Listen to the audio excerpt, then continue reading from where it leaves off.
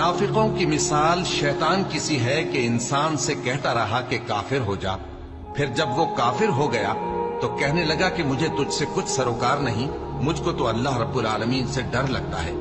तो दोनों का अंजाम ये हुआ कि दोनों दोज़ख में जाएंगे, हमेशा उसमें रहेंगे, और बेइंसाफों की यही सजा है।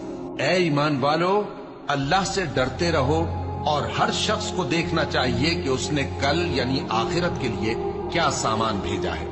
और हम फिर कहते हैं कि अल्लाह से डरते रहो, बेशक अल्लाह तुम्हारे सब अमाल से खबरदार है। और उन लोगों जैसे न हो जाना जिन्होंने अल्लाह को भुला दिया तो अल्लाह ने उन्हें ऐसा कर दिया कि वो खुद अपने आप को भूल गए। यही लोग हैं नाफरमान।